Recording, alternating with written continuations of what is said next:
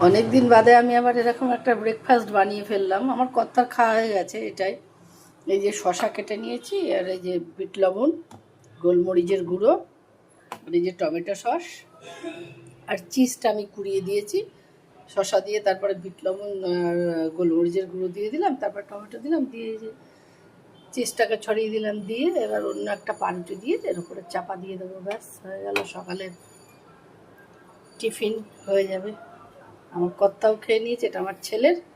কেমন হয়েছে দেখে বলবেন। আমি অনেক দিন আগে বানিয়েছিলাম, আবার আজকে বানালাম অনেক দিন বাদে। আমার ছেলে রোজ ওটস দিয়ে দই দিয়ে খায়, টক দই দিয়ে। আজকে আমি এটা বানিয়ে দিলাম। আজকে যেহেতু রবিবার, ওই জন্য এটাই দিলাম। তাহলে তো ব্রেকফাস্ট দিয়ে শুরু হলো। আর এবারে আমি প্রত্যেক দিন আমি তো টক ডাল করছি, আজকে আর টক ডাল করবো না, কিন্তু আজকে মুসুরির ডাল করবো।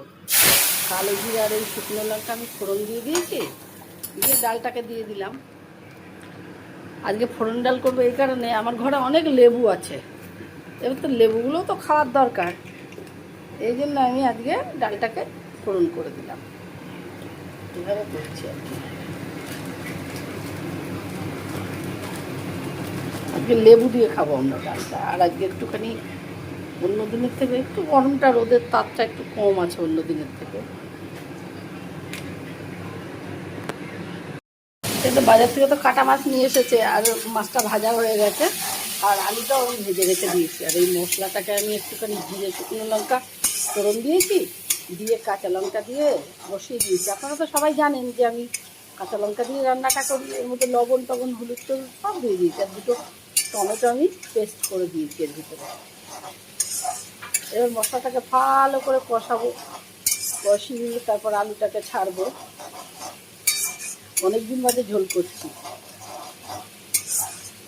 গোটা সপ্তাহ আমরা মাছ খাইনি, আজকে মাছ নিয়ে এলো। আজকে একটু আনতে বললাম আর কি, একটু ওয়েদারটা নরম আছে তো, ওই জন্য একটু আনতে বললাম। অন্য মাছও আনতে চাইছিল, আমি বললাম না, হাড় আনতে হবে না, এই একরকমই হবে।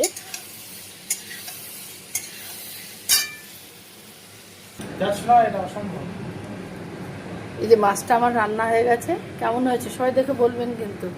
আজকে আমি এরকমভাবেই ঝোলটা বানালাম, কারণ প্রত্যেক দিনই তো আমরা সেই পান্তা পান্তা পান্তা চললো গোটা সপ্তাহ ধরে। আজকে ওই জন্য রান্নাটা একটু আলাদাভাবে করলাম। আর আবহাওয়াটাও একটু নরম আছে দেখলাম, এত রোদটা জোরও নেই, একটু হাওয়াও আছে। এই জন্য আজকে আমি মাছের ঝোলটা এইভাবেই করলাম। যাকে সবাই ভালো থাকবেন, সুস্থ থাকবেন। আপনাদের সকলের সঙ্গে দেখা হবে আবার আগামীকাল নতুন কোনো ভিডিওতে। আমার ভিডিওটা আমি এখানেই শেষ করলাম।